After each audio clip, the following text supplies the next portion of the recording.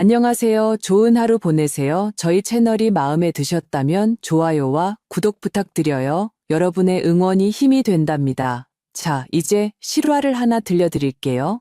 아들이 어머니는 이번 여행에 같이 안 가요라고 문자를 보냈다. 내가 그들의 새 집값을 전부 치러준 직후의 말이다. 나는 모든 자동이체를 취소하고 그 집을 팔아버렸다. 그들이 여행에서 돌아왔을 때 둘은 충격에 휩싸였다. 저는 언제나 가족이란 서로를 굳게 지켜주는 것이라고 믿었습니다. 저와 제 여동생은 부모님께 그렇게 배웠습니다.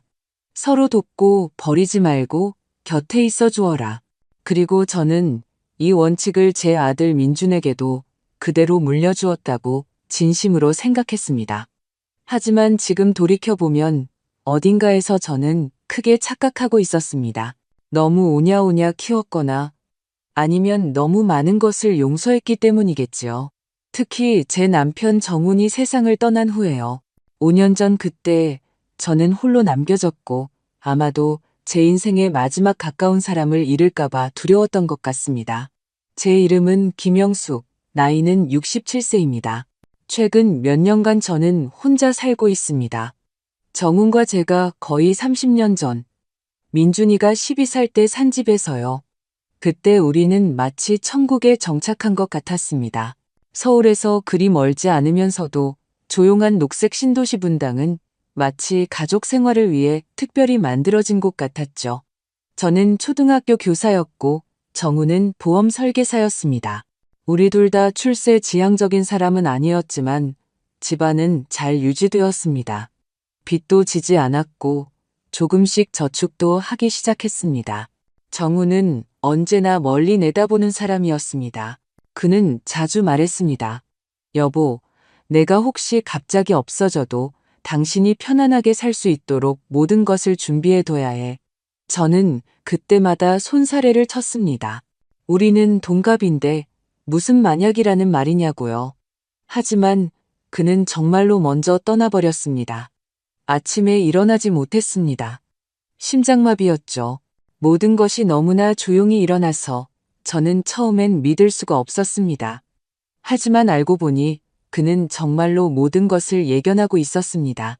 생명보험금뿐만 아니라 예금과 심지어는 살아생전 저에게 한마디도 하지 않았던 어떤 투자금까지 남겨두었습니다. 그가 죽은 후 첫 몇 달 동안 저는 마치 안개 속에서 사는 것 같았습니다. 아침에 눈을 떠도 왜 일어나야 하는지조차 몰랐습니다.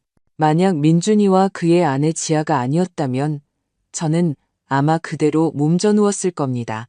그들은 장례식과 서류 정리를 도왔고 손주인 예나와 서준이를 데려왔습니다. 그때 아이들은 9살과 5살이었습니다. 작고 시끄럽고 활기찬 아이들이었죠. 그 아이들이 그때 저를 구했습니다. 우리는 함께 쿠키를 굽고 오래된 영화를 보고 유치한 만화 영화를 보며 웃었습니다. 잠시나마 집이 다시 온기로 가득 찼지만 시간이 지날수록 그들은 점점 뜸하게 찾아왔습니다. 처음에는 민준이가 일이 바쁘다고 설명했고 그 후로는 전화조차 드물어졌습니다. 전화를 할 때면 대부분 돈 문제였습니다. 자신을 위해서가 아니라면서요. 예나를 자사고로 전학시켰다거나 서준이가 정형외과용 매트리스가 필요하다는 식이었습니다. 등이 아프다, 성장기 아이라서 그렇다는 말과 함께요. 물론 저는 주었습니다. 저 혼자에게 돈은 필요 없었고 아들에게 안 된다고 말할 수도 없었으니까요. 어머니, 나중에 꼭 갚을게요라고 그는 눈도 마주치지 않고 말했습니다. 우리 둘 다 알고 있었습니다. 갚지 않을 거라는 걸요. 그 후 지아는 마치 제가 가사도우미인 양아이들을 제게 맡기기 시작했습니다. 늘 신경질적인 모습으로 와서는 손에서 스마트폰을 놓지 않았죠. 제대로 눈을 마주치지도 않았습니다. 한 번은 현관에 서서 이렇게 쏘아붙였습니다. 단 음식은 주지 마세요. 6시 이후에는요. 예나는 구구단 복습하게 해주시고요. 그리고 제발 저번처럼 밤늦게까지 스마트폰 붙들고 있게 하지 마세요. 저는 그게 사실이 아니라는 걸 잘 알고 있었습니다. 아이들은 제 집에서 밤늦게까지 그런 적이 없었지만 저는 입을 다물고 모든 것을 참았습니다. 그래, 다들 피곤하겠지라고 생각했습니다. 아마 그것이 제 가장 큰 실수였을 겁니다. 어느 날 민준이가 갑자기 저녁 식사에 저를 초대했습니다. 아무런 이유도 없이요. 그것만으로도 이상하게 느껴졌습니다. 우리는 동네 중심가의 작지만 아늑한 카페에서 만났습니다. 민준이는 안절부절 못하며 소금통을 만지작거리고 멍하니 다른 곳을 쳐다보았습니다. 어머니, 저희가 판교 프리미엄 빌리지에 집을 사고 싶어서요. 저는 그가 무슨 말을 하려는지 즉시 알아차렸습니다. 그곳은 저렴한 주택이 아니었습니다. 경비와 차단기가 있고 이웃들은 고급 외제차를 모는 엘리트 타운하우스 단지였죠. 좋은 일이네라고 저는 조심스럽게 대답했습니다. 그런데 저희가 계약금이 부족해서요. 혹시 어머니께서 도와주실 수 있을까 해서요. 저는 다 큰 남자를 바라보았습니다. 하지만 제 눈에는 여전히 공원에서 아이스크림을 사주던 꼬마, 자전거 타는 법을 가르쳐주던 아이, 학교에서 나쁜 성적을 받을 때마다 하소연을 들어주던 그 아이가 보였습니다. 그리고 저는 말했습니다. 그래, 계약금만 도와주는 게 아니라 집값 전부를 내주마. 왜 그랬을까요? 아마도 우리가 다시 가까워지길 바랐기 때문일 겁니다. 필요한 사람이 되고 싶었기 때문이겠죠. 다만 집은 어머니 명의로 해야 해요. 저희 부부는 신용기록이 좀 안 좋아서요. 나중에 명의에 이전하면 되니까요. 물론이죠. 저는 또다시 동의했습니다. 가족을 위한 일인데 누구 명의로 되어 있는지가 무슨 상관이겠습니까? 그 집은 정훈이 남긴 거의 모든 유산을 쏟아부어야 했습니다. 하지만 그 집을 보았을 때 크고 밝고 파노라마 창문과 정원이 있는 그 집을 보았을 때 저는 생각했습니다. 헛되지 않았어. 손주들이 좋은 환경에서 자라게 해주자. 민준이와 지아는 집들이를 열었습니다. 저도 초대받았죠. 뜻밖에도 기뻤습니다. 아무도 아무것도 요구하지 않고 그저 불러주고 심지어 안아주기까지 했습니다. 어머니 아니었으면 아무것도 없었을 거예요. 라고 민준이가 말했습니다. 손님들이 많았는데 대부분 그들의 친구들이었습니다. 지아는 자랑스럽게 모두를 데리고 집을 구경시켜 주었습니다. 여기는 주방이에요. 이탈리아산 대리석이죠. 그리고 이 드레스룸은 잡지에서 본 것과 똑같아요. 와인셀러는 스페인산이고요. 저는 샴페인 잔을 들고 거실 구석에 앉아 있었습니다. 마치 남의 인생에 관한 영화를 보는 것처럼 소외감을 느꼈습니다. 예나가 다가왔습니다. 온통 스마트폰에 빠져 눈도 들지 않았습니다. 할머니, 엄마가 할머니가 이 집 사주셨다고 하던데요. 그래. 내가 좀 도와줬지라고 저는 따뜻한 말을 기대하며 미소 지었습니다. 대박. 그녀는 화면에서 눈을 떼지 않은 채 중얼거리고는 가버렸습니다. 그날 저녁 이후 저는 혹시나 이제는 무언가 변할지도 모른다고 생각했습니다. 민준이가 더 자주 전화하고 지아가 저를 존중하며 대하고 손주들이 그냥 놀러 오기를요. 하지만 저는 틀렸습니다.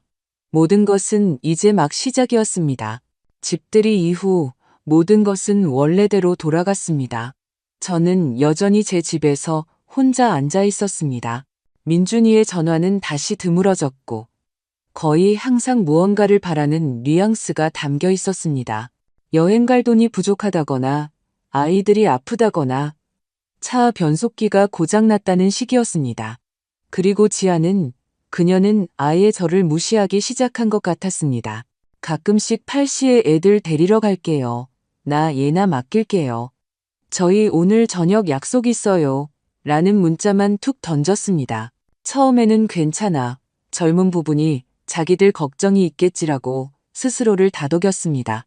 하지만 시간이 지날수록 제가 그저 공짜 보모와 지갑이 되어가고 있다는 느낌이 점점 더 강해졌습니다. 어느 날 저는 예고 없이 그들에게 가기로 결심했습니다. 그냥 사람 사는 정으로 파일을 들고서요. 보고 싶었습니다. 서준이가 아주 좋아하는 블루베리 파이를 구웠습니다.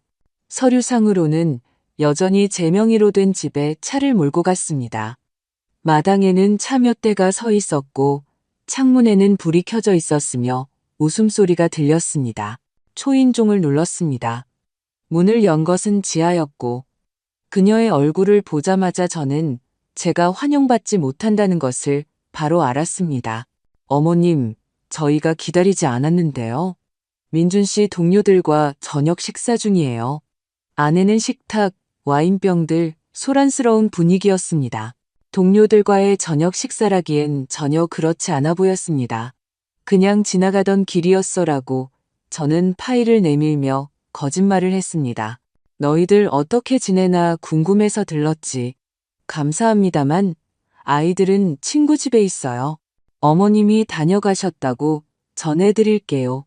라고 지아는 차갑게 말하고는 바로 문을 닫아버렸습니다. 저는 제가 사준 집 현관 앞에 서 있었습니다. 문턱조차 넘지 못한 집 앞에서요. 집으로 돌아와 어둠 속에서 낡은 사진들을 바라보며 앉았습니다. 우리가 아직 함께였던 사진들, 민준이가 서준이를 안고 있는 사진, 예나가 스마트폰 없이 웃고 있는 사진, 모든 것이 진짜였을 때 내가 뭘 잘못한 걸까? 라는 생각이 머릿속을 맴돌았습니다. 저는 답을 찾으려고 애썼고 변명을 찾으려고 했습니다. 지아가 피곤해서 그런가? 민준이가 그냥 바빠서? 요즘 세상이 원래 이런 건가?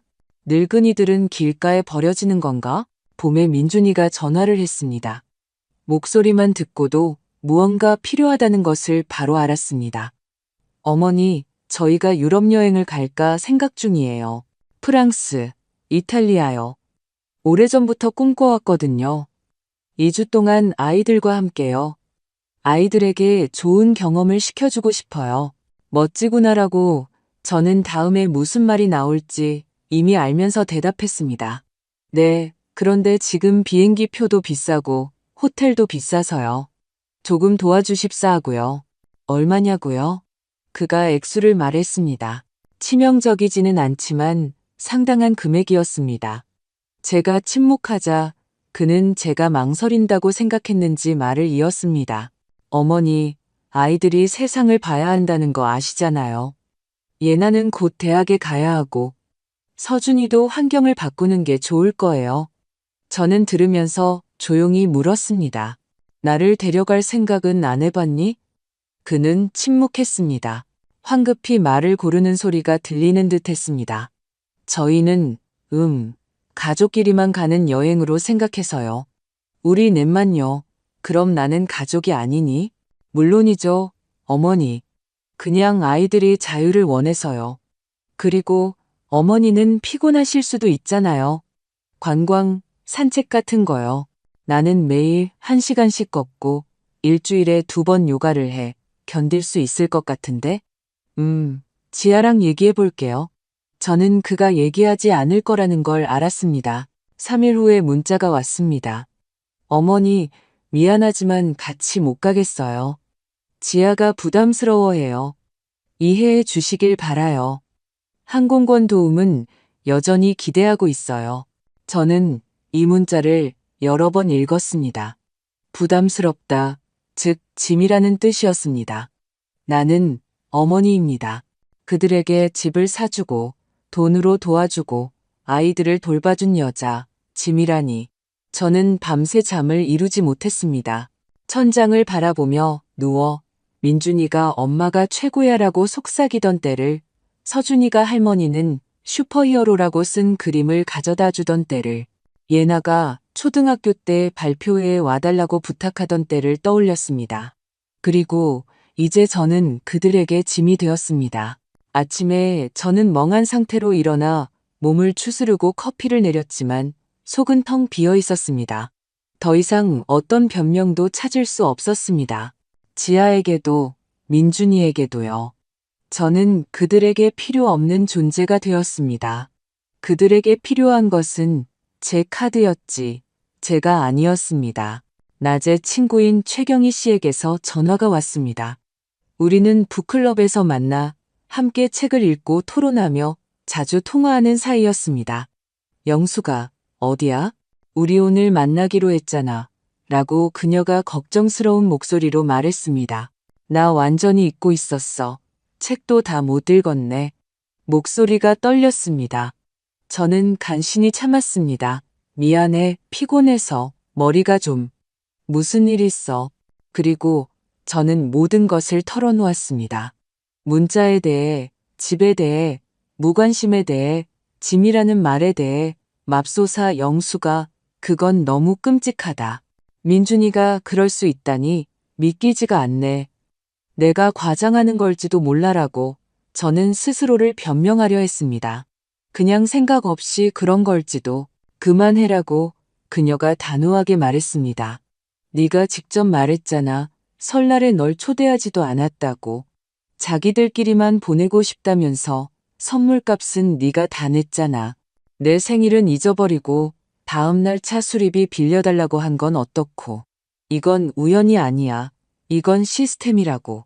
그리고 너는 그 시스템 안에서 그냥 현금 지급기일 뿐이야. 저는 침묵했습니다. 그녀가 옳다는 것을 알았기 때문입니다. 다음날 저는 우리 가족 변호사인 김진우 변호사님께 예약을 잡았습니다. 정은과 제가 유언장을 작성할 때 도움을 받았던 분입니다. 그는 우리 가족을 잘 알고 있었고 저를 따뜻하게 불필요한 질문 없이 맞아주었습니다. 김영숙 여사님, 무엇을 도와드릴까요? 제가 사준 집이요. 아직 제 명의로 되어 있습니다. 아들 가족이 살고 있고요.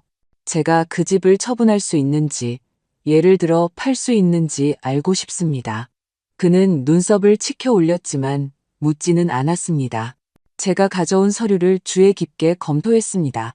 네, 집은 여사님 명의로 되어 있고 전액 상환되었군요. 담보대출은 없고요. 증여계약도 명예 이전도 없었네요. 맞습니까? 네, 그렇다면 간단합니다. 이것은 여사님의 재산입니다. 여사님은 이 재산을 처분할 완전한 권리가 있습니다. 팔거나 임대하거나 증여하거나 원하시는 대로 할 수 있습니다. 그들이 거기 살고 있다는 사실은요. 서면 임대 계약이 없다면 그들은 여사님의 구두 동의하에 거주하는 것이며 여사님은 그 동의를 철회할 수 있습니다. 물론 퇴거 절차가 있지만 해결 가능한 문제입니다. 저는 고개를 끄덕였습니다. 머릿속에는 단 하나의 생각만 맴돌았습니다. 나는 이 집을 팔 수 있다. 한 가지만 조언해 드리겠습니다. 라고 김 변호사님이 안경을 벗으며 말했습니다. 만약 팔기로 결정하신다면 빠르고 조용하게 진행하세요. 그들의 압박이 없도록요. 민준이가 방해할 거라고 생각하세요? 자신의 아내에게 당신을 짐이라고 부르게 하면서도 돈을 요구하는데 거리낌 없는 사람이라면 편안함을 잃지 않기 위해 무슨 짓이든 할 수 있다고 생각합니다. 그의 말은 뺨을 맞은 것처럼 아팠지만 정직했습니다. 저는 일어섰습니다. 감사합니다. 생각해 보겠습니다. 밖은 따뜻했습니다. 봄이었죠. 공원에는 유모차를 끈 엄마들, 노부부들, 커피를 든 젊은이들이 있었습니다.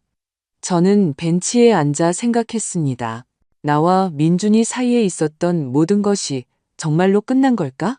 한때 그는 직접 월급을 가져다 주었고, 좋은 성적을 자랑했고, 조언을 구하러 왔는데, 이제는 전화를 피하고 그의 아내는 내 앞에서 문을 닫아버립니다. 그리고 문득 저는 깨달았습니다. 저는 더 이상 이렇게 살 수 없습니다. 저는 현금 지급기가 되고 싶지 않습니다. 저를 참아주고 제가 불편한 늙은이라고 생각한다는 생각으로 아침에 일어나고 싶지 않습니다. 저는 저 자신을 위해 살고 싶습니다. 죄책감 없이, 굴욕감 없이요. 그리고 저는 결정을 내렸습니다. 저는 이 집을 팔 것입니다. 결정은 쉽지 않았습니다. 머릿속에는 수백 가지 생각이 스쳐 지나갔습니다. 사람들이 뭐라고 생각할까? 민준이는 뭐라고 할까? 나는 나중에 이 일을 감당하며 어떻게 살아갈까? 하지만 제 안에서는 오랜만에 처음으로 단단함이 느껴졌습니다. 마치 마침내 제 삶의 운전대를 다시 잡은 것 같았습니다. 다음 날 저는 김진우 변호사님께 전화를 걸었습니다. 결정했습니다. 팔겠습니다. 빠를수록 좋습니다. 알겠습니다.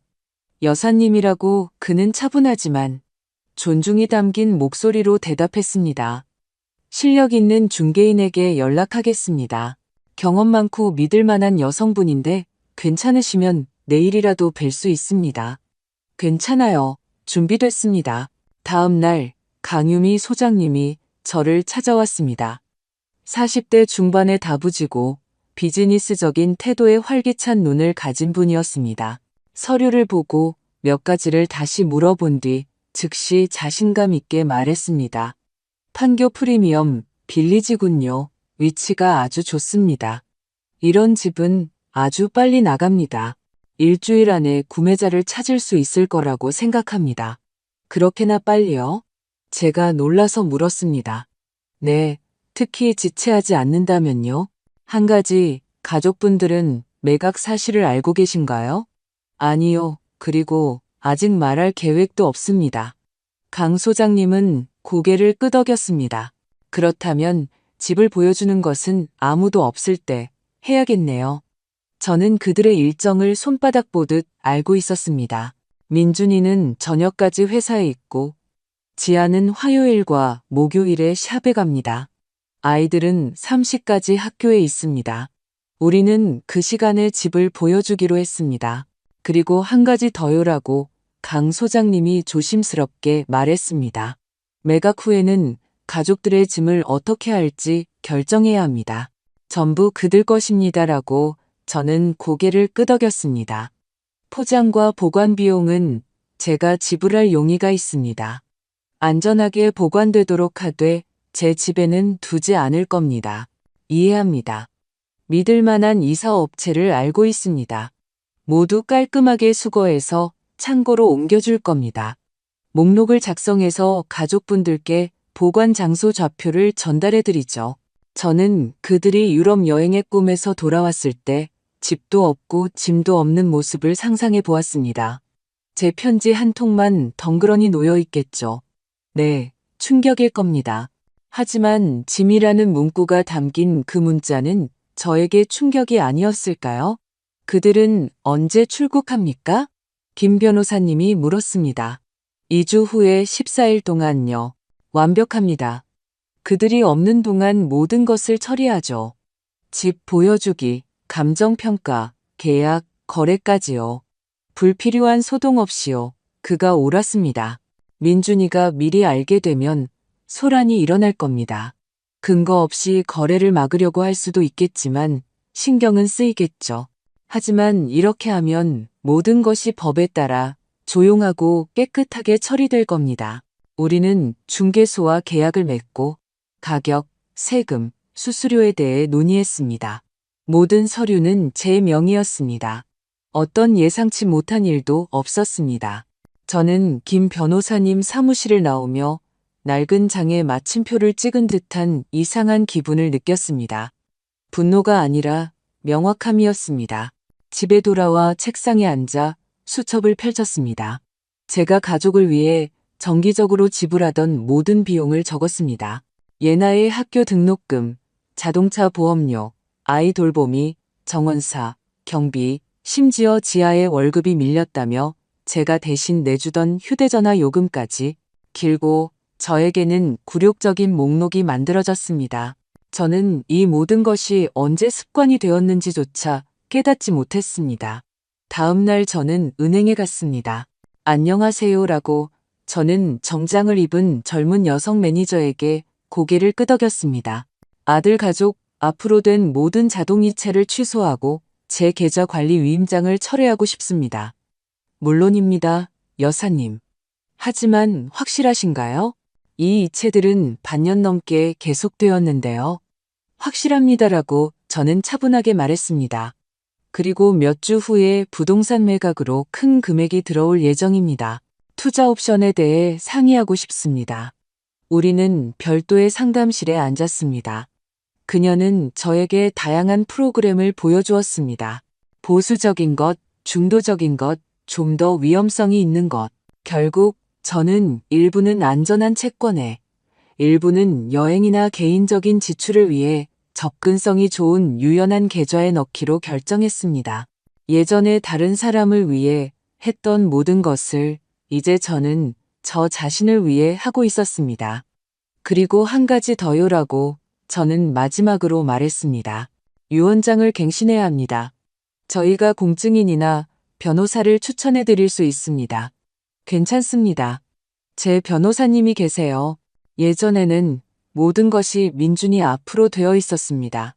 그때는 그것이 당연해 보였습니다. 이제는 그럴 수 없습니다. 저는 모든 것을 바꾸기로 결심했습니다.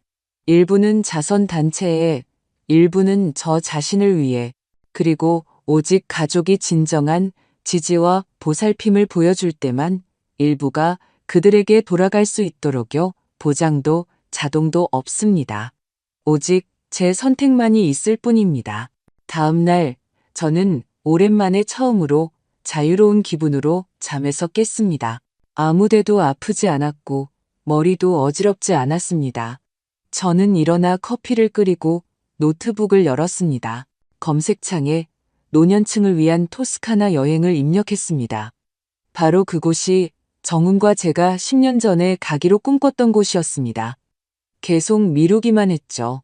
민준이가 대학에 가고 예나가 태어나고 서준이가 어리고 정훈이 아프고 이제 끝이었습니다. 아무도 방해하지 않았습니다. 작은 그룹 한국인 가이드가 동행하는 좋은 호텔의 투어를 찾았습니다. 자리를 예약하고 계약금을 내고 비즈니스 클래스로 왕복 항공권을 샀습니다. 안 될 이유가 없었죠. 이것은 복수가 아니었습니다. 이것은 새로운 삶으로 내딛는 제 첫걸음이었습니다. 강 소장님이 전화했습니다. 내일 사진작가가 촬영하러 갈 겁니다. 집에 아무도 없겠죠? 네. 지아는 샵에 있고 아이들은 학교에, 민준이는 회사에 있어요. 제가 직접 가겠습니다. 저는 열쇠를 들고 집 앞에서 그녀를 만났습니다. 그들이 제가 역시 사중가구가 노인 밟고 넓은 방들을 촬영하는 동안 저는 차에 앉아 집의 외관을 바라보았습니다. 아름다운 집이었지만 더 이상 제 집이 아니었습니다. 의미로도 온기로도요. 사진이 아주 잘 나왔습니다. 라고 강 소장님이 다가오며 미소 지었습니다. 벌써 이런 집을 찾는 고객이 3분이나 있습니다.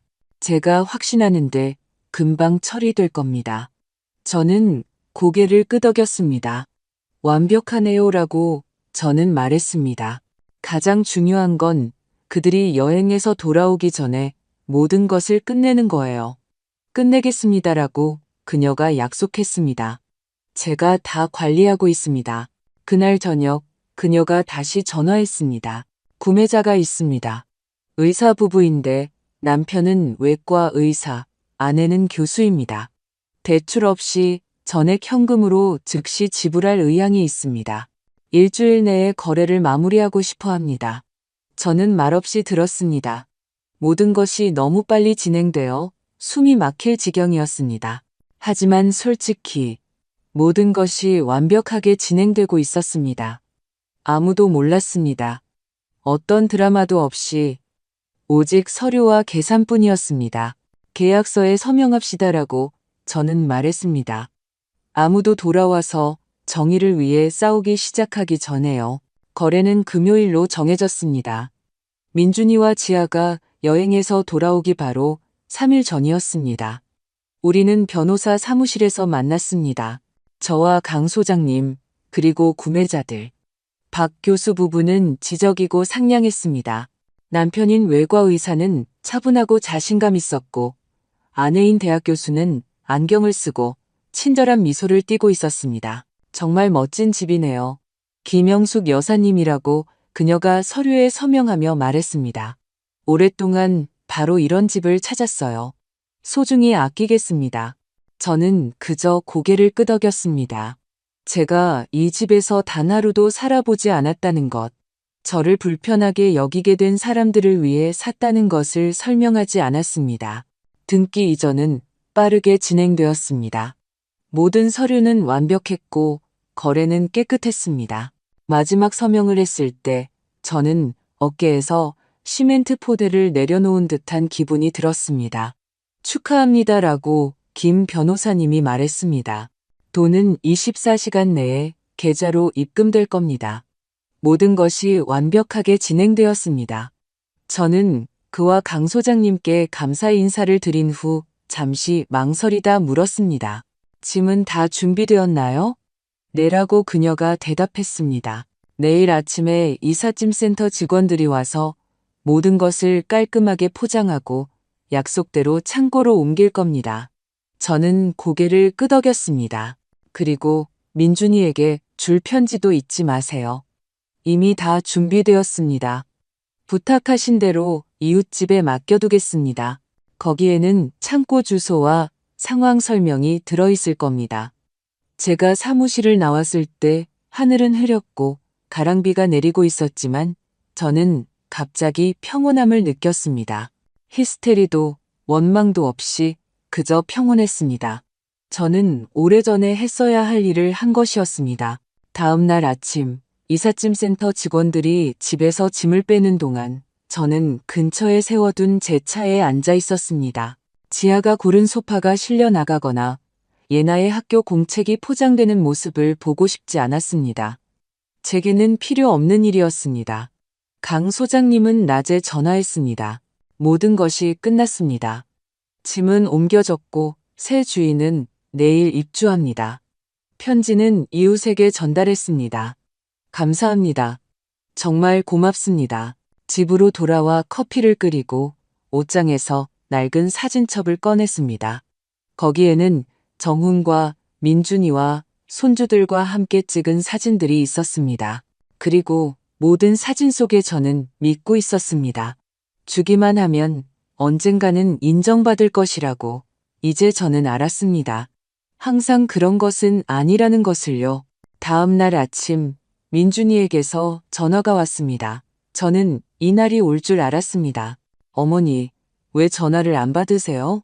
제가 일주일 내내 전화했잖아요. 저는 그들이 휴가 중에 걸려온 전화와 문자를 정말로 무시했습니다. 그들의 말 한마디가 제 기분을 망치게 하고 싶지 않았습니다. 바빴어라고 저는 차분하게 말했습니다.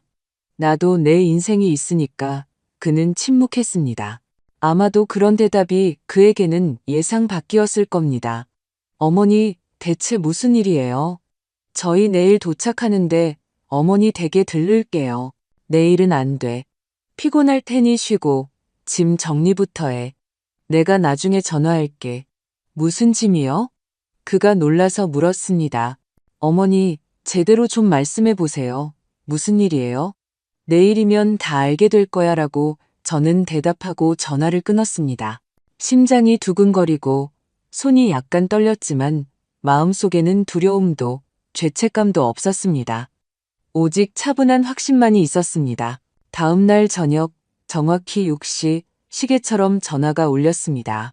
저는 그들이 이미 자신들의 집에 다녀왔다는 것을 알았습니다.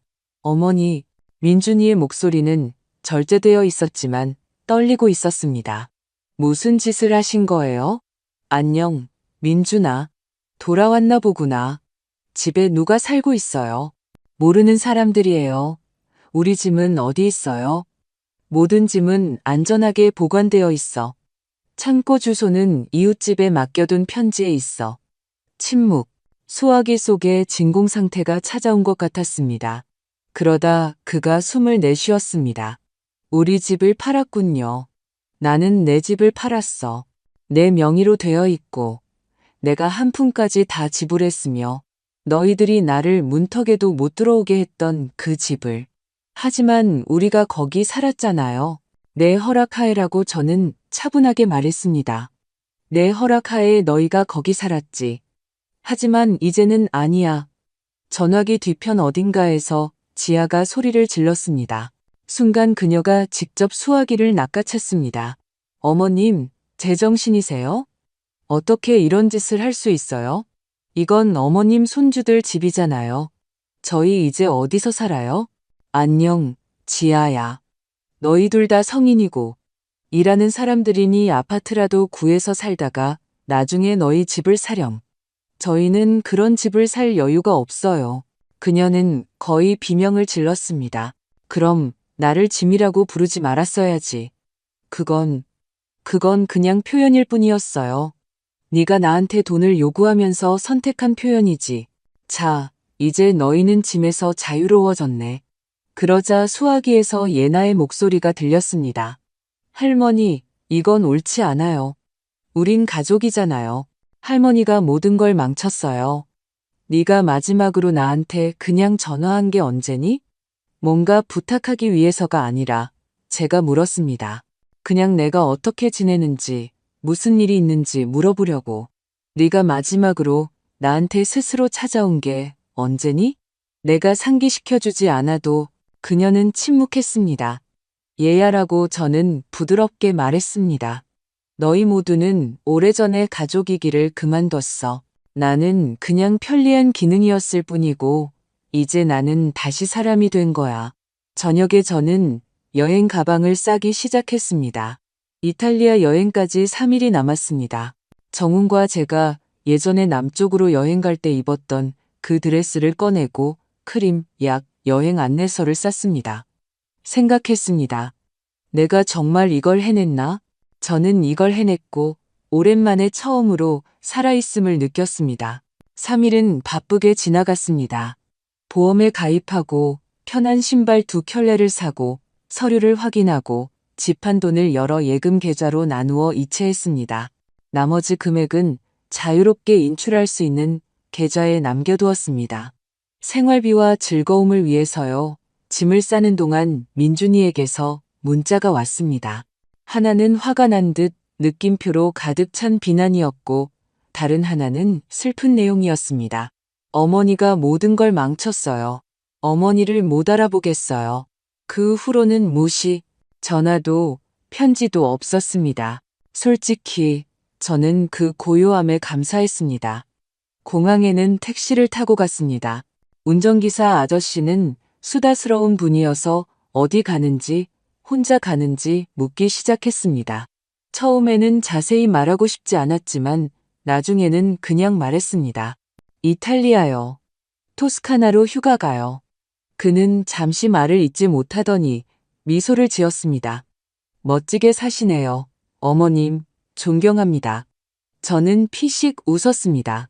그러고 보니 정말 멋지게 살고 있었습니다. 그리고 가장 중요한 것은 이것이 제 자신의 삶이라는 것이었습니다. 토스카나는 영화나 사진으로 상상했던 모습이었습니다. 언덕, 포도밭, 오래된 타일, 라벤더. 하지만 제 눈으로 본 것은 무언가 특별했습니다. 공기는 로즈마리 향이 섞인 올리브 오일 같았고 햇살은 부드럽고 따뜻했지만 뜨겁지 않았습니다. 사람들은 여유롭고 친절했습니다. 그룹은 10명으로 작았고 모두 50대 이상이었습니다. 서울에서 온 아주머니들, 부산에서 온 부부, 대전에서 온 교수님 한 분도 계셨습니다. 아무도 서두르지 않았습니다. 모두가 풍경과 와인, 그리고 고요함을 즐겼습니다. 셋째 날, 우리는 오래된 마을로 여행을 갔습니다. 그곳 돌담과 조용한 골목 사이에서 저는 문득 느꼈습니다. 이것은 단순한 휴가가 아니라 마치 새로운 장이 열리는 것 같다고요. 그리고 어쩌면 그것은 일시적인 것이 아니라 아주 오랫동안 계속될지도 모른다고요. 저녁에 호텔에서 저는 편지를 썼습니다. 진짜 종이에다요. 민준이에게가 아니라 저 자신에게요. 어린 시절의 저, 10대의 저, 아내였던 저, 그리고 과부가 된 저에게 저는 썼습니다. 너는 모든 것을 옳게 했어. 너는 네가 할 수 있는 대로 모두를 위해 노력하며 살았어. 이제는 너 자신을 위해 살 시간이야. 두려움 없이, 죄책감 없이, 맑은 마음으로. 저는 이 편지를 변호사님 연락처 옆에 수첩에 끼워두었습니다. 더 이상 누구도 저를 뒷전으로 밀어내게 해서는 안 된다는 것을 상기시키기 위해서요. 어느 날 저녁, 우리는 테라스에 앉아 와인을 마셨습니다. 그룹 사람들은 아이들과 손주들에 대해 이야기했습니다. 누군가는 시어머니에 대해 불평했고, 누군가는 연금에 대해 이야기했습니다. 저는 침묵했습니다. 그러다 대구에서 온 한 아주머니 혜진 씨가 물었습니다. 김영숙 여사님은 혼자 사세요? 저는 고개를 끄덕였습니다. 아들이 있지만 그 아이는 그 아이의 삶이 있고 저는 이제 제 삶이 있어요. 어떠세요? 저는 한 모금 마시고 토스카나 언덕 위로 지는 노을을 바라보았습니다. 제가 예상했던 것보다 훨씬 좋아요. 집에 돌아온 지 일주일 후 저는 우편함에서 봉투 하나를 발견했습니다. 민준이의 필체였습니다. 안에는 단 2장의 종이가 들어있었습니다. 그는 배신감을 느낀다고, 아이들이 스트레스를 받고 있다고, 지아는 용서할 수 없다고 썼습니다. 제가 어땠는지에 대한 말은 한마디도 없었습니다. 어머니, 죄송해요 라는 구절도 없었습니다. 오직 어머니가 그런 일을 할 수 있을 거라고는 예상하지 못했어요. 저는 편지를 덮고 천천히 조각조각 찢어 쓰레기통에 버렸습니다. 저는 더 이상 해명할 의무가 없습니다. 저는 빚진 사람이 아니고 죄인이 아닙니다. 며칠 후 최경희 씨에게서 전화가 왔습니다. 그래, 이탈리아는 어땠어? 이야기 좀 해봐. 벌써 보고 싶네. 상상 이상으로 좋았어라고 저는 미소 지었습니다. 그런데 놀라운 게 뭔지 알아? 아무도 나를 이용하지 않을 때 사는 게 얼마나 쉬운지 갑자기 깨달았다는 거야. 그녀는 웃었습니다. 너 이제 우리 사이에서 새로운 여성이야. 족쇄 없는 여자. 그래, 족쇄 없이 자유롭게. 저는 도서관에 등록했고 일요일에는 수채화 수업에 수요일에는 수영장에 다니기 시작했습니다. 제 삶이 동화가 된 것은 아니었지만 제 것이 되었습니다. 아파트 안은 조용했지만 그것은 외로움이 아니라 평온이었습니다. 소리 지름도 원망도 어머니 돈 좀 보내주세요 라는 전화도 없었습니다. 저는 식탁에 토스카나에서 가져온 라벤더를 꽂은 화병을 놓고 그 옆에 정훈의 사진을 두었습니다. 그리고 조용히 말했습니다. 나를 강하게 만들어줘서 고마워요. 이제 나 혼자서도 잘 해내고 있어요. 2달이 지났습니다. 도시의 여름은 무더웠지만 저는 떠나지 않았습니다. 마치 이곳에서 저 자신과 단둘이 있고 싶었던 것 같았습니다. 가끔 한강변을 산책하고 작은 빵집에서 커피를 사 마시고 서점에서 영혼을 위한 책을 둘러보았습니다. 육아에 관한 책도 관계 심리학에 관한 책도 아닌 그저 시, 산문, 단편소설 같은 것들이었죠. 솔직히 말해 가끔은 대화가 그리웠습니다. 아이들의 소란스러움이 아니라 그저 평범한 인간적인 대화요. 돈 좀 보내줘나 내 열쇠 어디 있어? 같은 말이 아닌 따뜻한 대화 말입니다. 하지만 저는 알고 있었습니다. 계속해서 내가 불필요한 존재라는 느낌을 받는 것보다는 고요함이 낫다는 것을요. 어느 날 저녁 모르는 번호로 전화가 걸려왔습니다. 여보세요, 할머니? 저는 즉시 목소리를 알아들었습니다. 예나야, 안녕, 예나야. 그녀는 몇 초간 침묵하더니 숨을 내쉬었습니다. 저 할머니랑 얘기 좀 할 수 있을까요? 물론이지. 무슨 일이니? 집에 계세요? 응, 올 필요는 없어. 가도 돼요? 그녀는 거의 속삭이듯 물었습니다. 물론이지, 얘야. 내가 차 끓여 놓을게. 1시간 후 그녀는 문 앞에 서 있었습니다. 더 어른스러워지고 수척해진 모습이었습니다. 화장도 없이 그 멋진 코트도 없이 그냥 청바지와 스웨터 차림이었습니다. 들어오렴이라고 저는 말했습니다. 그녀는 들어와 신발을 벗고 가지런히 놓았습니다. 우리는 부엌에 앉았습니다. 저는 차를 따르고 쿠키가 담긴 작은 그릇을 놓았습니다. 갑자기 와서 죄송해요. 그냥 더 이상 누구랑 얘기해야 할지 모르겠어서요. 저는 침묵했습니다. 그녀가 스스로 말하게 두었습니다. 압박하지도 끼어들지도 않았습니다. 할머니가 집을 파신 후에 엄마는 분노에 찼어요. 아빠도 마찬가지였고요. 할머니가 우리를 배신했다고 잔인하다고 말했어요. 하지만 그녀는 눈을 내리깔았습니다. 나중에 저는 깨달았어요. 할머니는 그냥 편리한 존재가 되는 것에 지쳤다는 걸요. 저는 그녀를 바라보았습니다. 제가 팔에 안고 동물원에 데려가고 잠들기 전에 책을 읽어주던 소녀.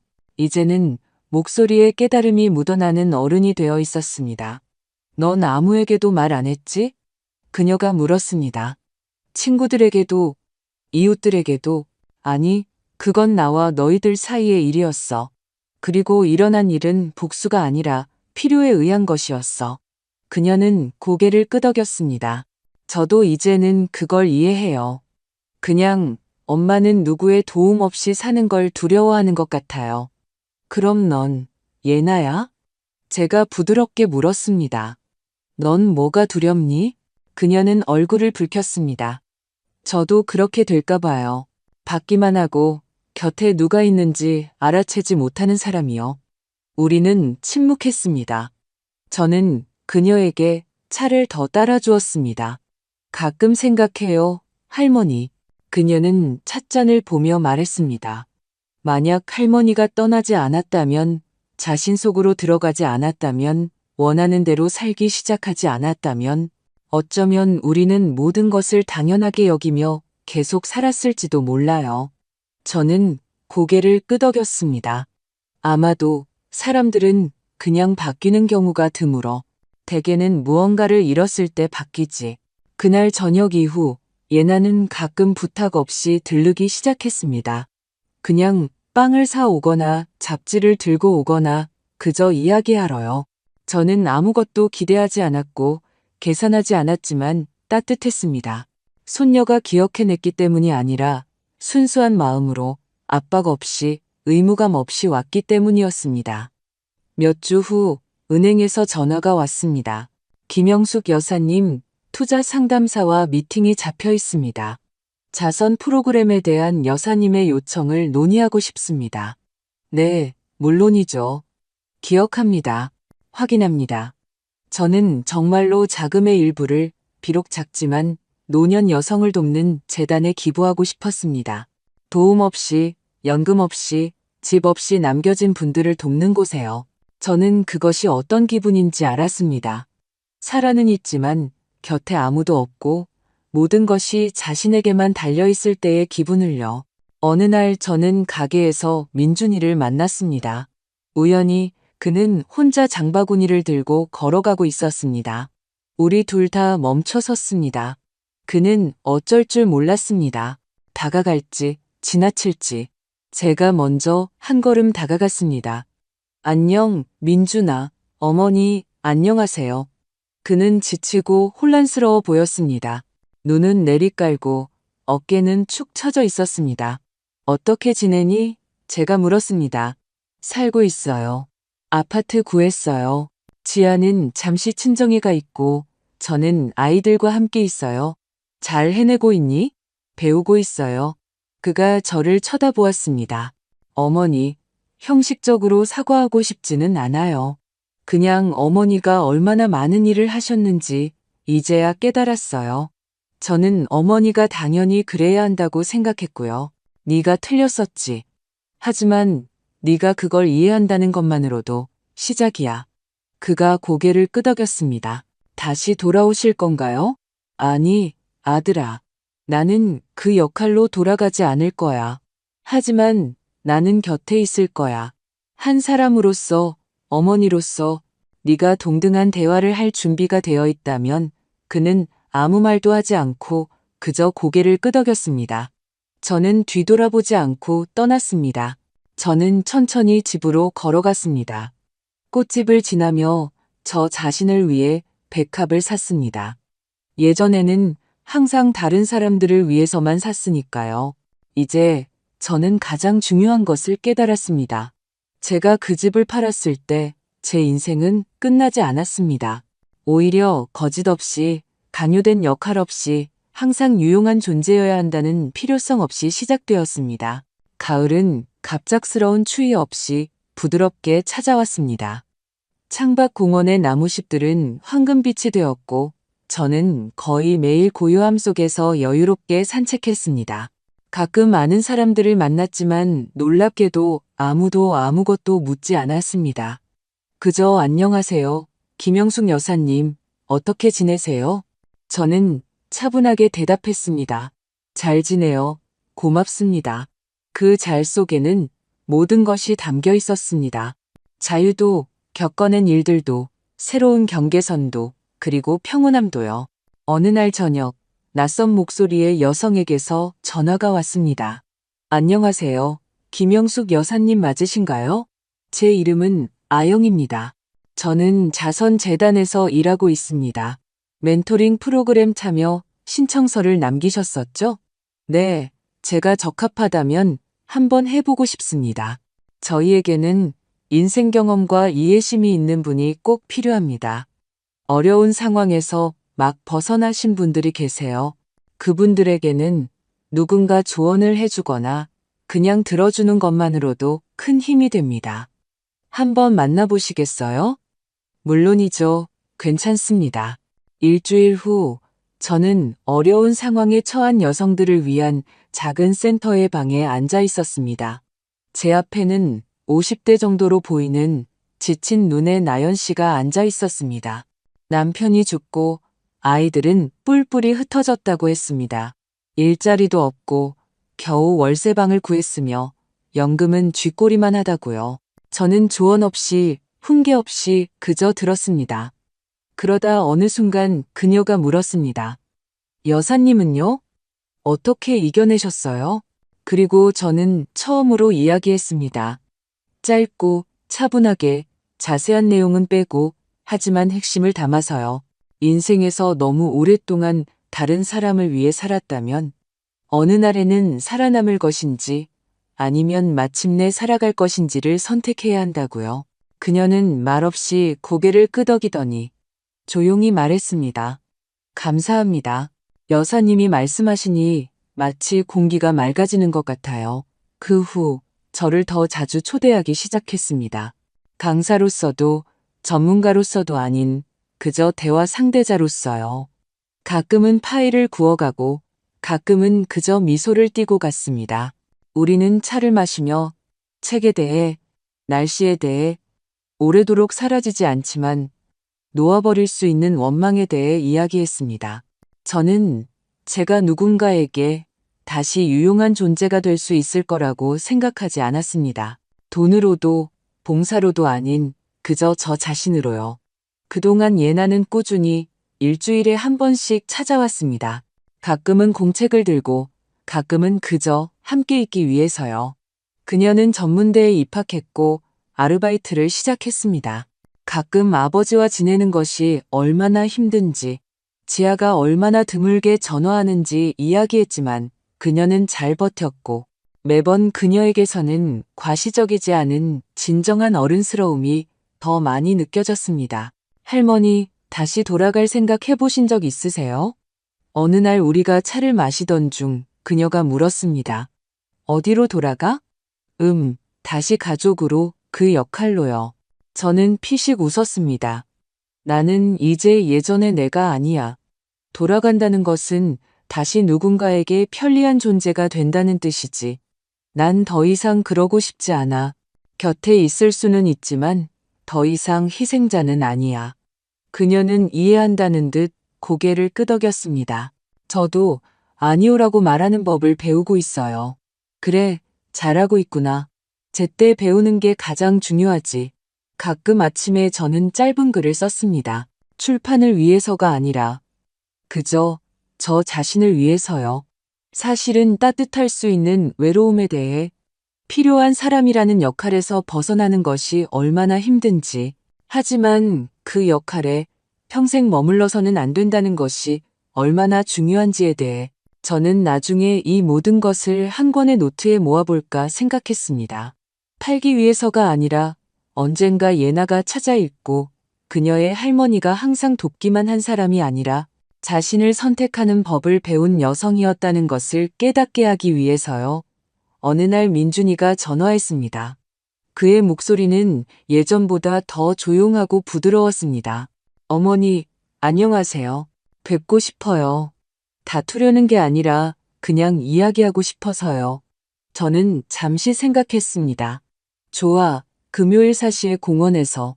네가 예전에 자전거에서 넘어진 그 벤치에서 보자. 기억하니? 그는 어린 시절처럼 조용히 웃었습니다. 기억나요. 그때 무릎을 닦아줬. 나는 내 바지를 꿰매줬지. 기억나? 기억나요. 아직도 그 바느질 자국이 생각나요. 그리고 우리 둘은 침묵했습니다. 하지만 그 침묵 속에는 더 이상 분노가 없었습니다. 무언가 다른 것이 있었습니다. 마치 그 오랜 원망의 세월 뒤에도 살아있는 무언가를 위한 자리가 남아있는 것 같았습니다. 금요일은 맑았습니다.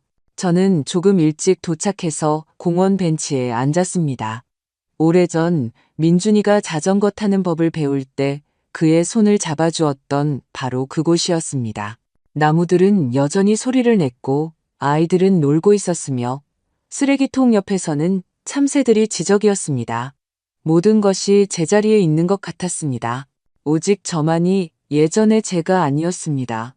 민준이는 거의 소리 없이 다가와 옆에 앉았습니다. 우리는 침묵했습니다. 와주셔서 감사해요라고 그가 조용히 말했습니다. 나는 사람이 사람답게 부르면 언제나 와. 그는 고개를 끄덕이고 손에 든 무언가, 아마도 영수증이나 표 같은 종이를 오랫동안 만지작거렸습니다. 어머니, 제가 모든 것에 대해 많이 생각했어요. 어머니가 항상 곁에 계셨던 것에 대해서요. 우리가 그걸 알아채지 못했을 때조차도요. 그러다 어머니가 안 계시게 되었고, 그게 아마 어머니가 하신 일 중에 가장 강력한 일이었을 거예요. 저는 대답하지 않았습니다. 어머니가 모든 걸 용서하시리라 기대하지 않아요. 저도 제 자신을 용서하지 못하니까요. 하지만 어머니가 알아주셨으면 해요. 저는 더 이상 어머니가 짐이라고 생각하지 않아요. 저는 어머니가 강한 사람, 아주 강한 사람이라고 생각해요. 그리고 어머니가 아니었다면 저는 아직도 제 편안함 속에 앉아서 그게 당연하다고 생각하며 살았을 거예요. 저는 그를 바라보았습니다. 고맙다, 민준아. 듣기 쉽지는 않았지만 중요한 말이었어. 예나가 어머니와 어떻게 지내는지 많이 이야기해요. 어머니가 다른 사람이 되었다고 하더군요. 아니라고 저는 부드럽게 미소 지었습니다. 나는 그냥 마침내 나 자신이 된 거야. 몇 주 후 저와 예나는 양평의 작은 주택으로 갔습니다. 정훈과 함께 가꾸던 주말 농장이 아니라 제가 아파트를 판 후에 산 새로운 작은 집이었습니다. 그곳은 모든 것이 단순했습니다. 나무 데크, 타일, 사과나무, 벤치. 하지만 바로 그곳에서 저는 아무도 저를 건드리지 않을 저만의 공간이 있다는 것을 느꼈습니다. 우리는 감자를 구웠습니다. 예나는 제게 일기장에서 쓴 글을 읽어주었고 저녁에는 제가 그녀에게 담요를 덮어주며 말했습니다. 기억하렴, 여자는 친절할 수 있지만 편리할 필요는 없어. 그리고 강하다는 것이 외롭다는 뜻은 아니야. 그저 강한 거지. 선택권과 목소리를 가진. 그녀는 고개를 끄덕이고 저를 안았습니다. 알아들었어요, 할머니. 12월에 저는 다시 한 달간 토스카나로 갔습니다. 같은 프로그램이었지만 더 이상 참가자가 아니라 주최자 중 한 명으로서요. 저는 그곳에서 상실, 이혼, 배신을 겪은 여러 나라의 여성들과 만남을 이끌었습니다. 그리고 저는 지금 작은 카페 앞 고요한 광장에 혼자 서 있습니다. 사람들은 지나가고 해가 집니다. 저는 눈을 감고 이 토스카나의 공기를 들이마시며 깨닫습니다. 이것이 바로 자유라고. 소리 지름도 승리의 깃발도 없이 그저 자신으로 있는 것에 대한 두려움이 없는 고요함이라고요. 제가 돌아왔을 때 우편함에는 봉투가 저를 기다리고 있었습니다. 안에는 민준이가 보낸 카드가 있었습니다. 어머니, 그렇게 하실 수 있었던 것에 감사합니다. 언젠가 저도 어머니와 동등해질 만큼 어른이 되기를 바랍니다. 괜찮으시다면 올해 설에 저희 집에 오세요. 의무감 없이 그냥 손님으로요. 저희는 기쁠 거예요. 민준, 예나, 서준 올림. 저는 카드를 선반 위에 올려놓았습니다.